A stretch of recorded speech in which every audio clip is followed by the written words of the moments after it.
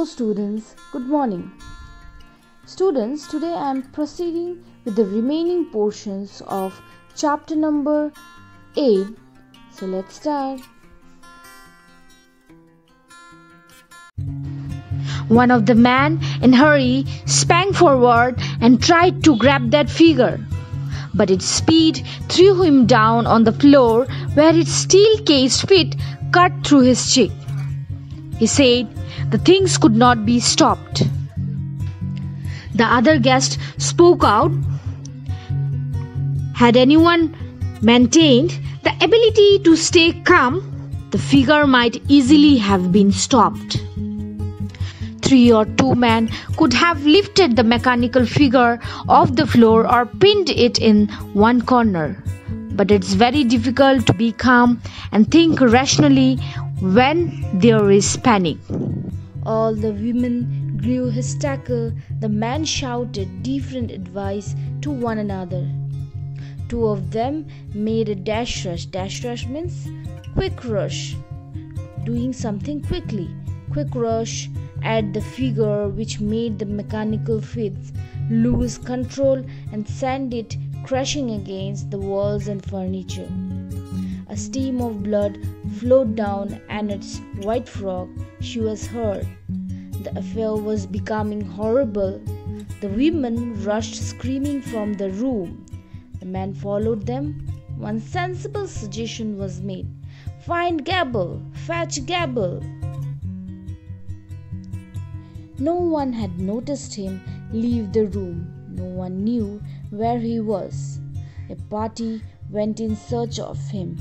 The others too, frightened to go back into the ballroom, crowded outside the door and listened.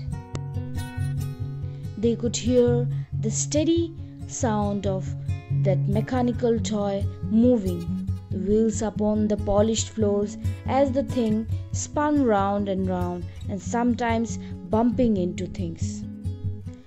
All this while he had poor Annette in his hands, and it talked continuously the same thing. It repeated over and over the same formula in a ghostly voice. How charming you look tonight! What a lovely day it had been! Oh, don't be so cruel! I could go on dancing forever with you. Have you had supper? All the men and women were searching for Gabble everywhere, but nobody knew where he was.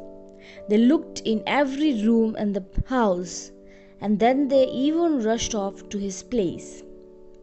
Someone said that even Wenzel was absent, so they both might be together in the outhouse. They indeed found old Wenzel and Gabble there smoking cigars. They both made their way to the ballroom by pushing through the guests and locked it. The crowd gathered in front of the ballroom's door. They were trying to listen what was happening inside, but it was barely audible.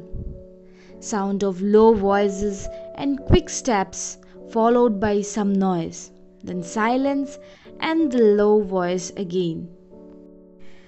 After a time, the door opened and those near it pressed forward to enter, but old Wenzel's broad head and shoulders blocked the way.